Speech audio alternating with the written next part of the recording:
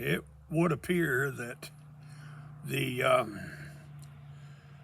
the trillions that got looted and the trillions that have been laundered have massively been at the root of all these funny real estate schemes and scams.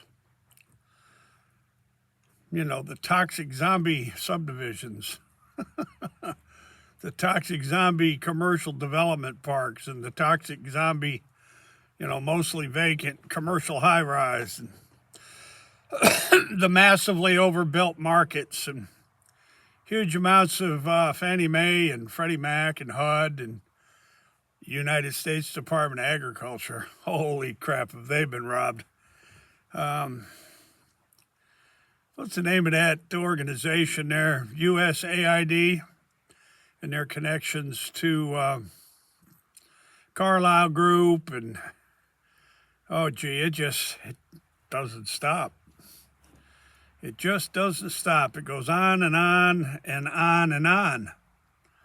And on. Right, Q? Come on, Q. Tell everybody, Q. Tell everybody how old JW, old Judson B, was. I've been exposing this for, I don't know, forever, it seems like. Since the 80s. Long, long, long before the magical, fantastical, what do they call them there? Magic mortgages of 2006, 7, and 8, right, Patrick Lovell? Way, way, way before the crash, what do you call it there? The great crash of 2006, 7, 8. It was caused by what was going on in the 90s, by the way, Patrick Lovell. And then the big crash in 87 and, blah, blah, blah, the savings and loan and banking fiasco was caused by what was going on in the 70s and the 60s. Holy moly. Yeah, look up the history of regulating the unregulated real estate market. It's a series of congressional hearings. I think they were like in 1966 through 1969. A series of congressional hearings about how interstate land sales transactions and,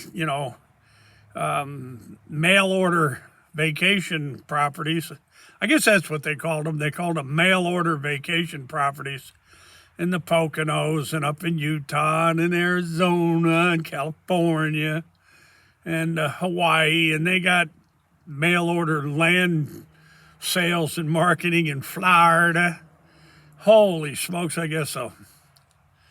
There's this one, I guess it was one article actually, but there may have been more than one, by the University of Missouri, Kansas City. Is this ringing bells with you, Professor Black? The name of the article was A Well-Financed Orgy. And it was all about those Whitewater, Castle Grande, Campobello Island, red flag, unrecorded, illegal, paper ghost, zombie toxic subdivisions. Those illegal, unrecorded, unlawful subdivisions I've been raising hell about, like what the Clintons were doing in Arkansas. There's a lot of them Clintonian, one more time. There's a lot of them Clintonian-style mortgage swindles and schemes involving condos and townhouses and tract houses. And oh boy, you have any questions, just get a hold of Ken Dost, Mark Stopa, Toll and Roll. Don't forget Toll and Roll, they can tell you. Matt Widener. Oh boy, old Matt Widener got involved in all this stuff, right, Matt? Yeah. Richard Bowen. Don't forget Richard Bowen. He can explain it all to you with Christopher Schwecker from the FBI. He was kind of the head of the criminal division for the FBI for many years out of Houston, Texas, out of T.C. Jester. Hell, I was going around and round and round and round with the FBI before they moved from 515 Rusk over to T.C. Jester. And I worked right around the corner from the FBI office for the Merricks at Commercial Drywall. I bet you old Chris Schwecker knows who they are. Commercial drywall, Merrick Brothers Systems. You know that Merrick family involved with the Colony Ridges up there to Liberty County, Texas. Yeah, buddy. For some odd, crazy reason, man, J.D. Vance and Colin McDonald and the new acting Attorney General of the United States and Kathy Fitts. Bill Black says there's like the whole thing costs 41.3 or 41.7. I forget what Bill Black said, trillion.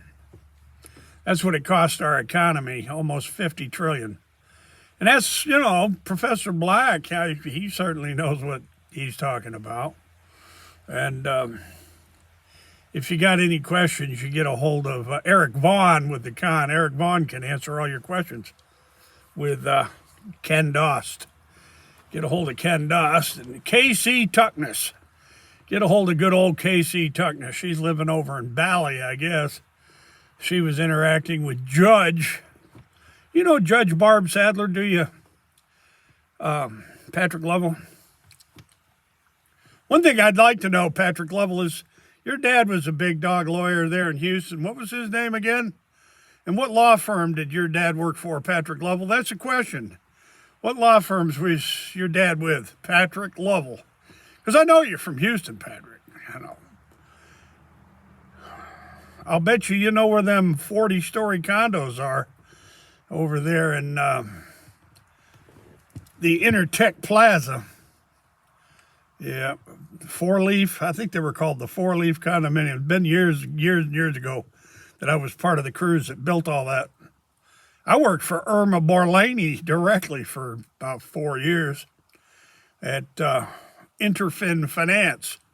You ever do any dealings with Interfin, Patrick Lovell? Yeah, lots of the Galleria. I built bunches of the Galleria where North and Secord and George Bush Jr. there. Well, George Bush Sr., excuse me. Old Poppy Bush there, the CIA guy. They were doing them fundraisers at the Galleria Hotel. I was in the hotel when they did that with North and Secord and all those super duper patriots that coughed up lots of secret money to run Iran-Contra. And Charlie Wilson's war, baby. Joanna Herring King and Congressman Charlie Wilson and Baker and Botts and Vincent and Elkins and all the Sewell and Riggs like law firms there in Houston that were helping Ollie North and Secord and Poindexter and McFarland and, oh God, Robert Owens, imagine that. Robert Owens, I'm flat telling you. Yeah, but Owens Brothers, they got their places up on Assembly Point on Lake George where I grew up.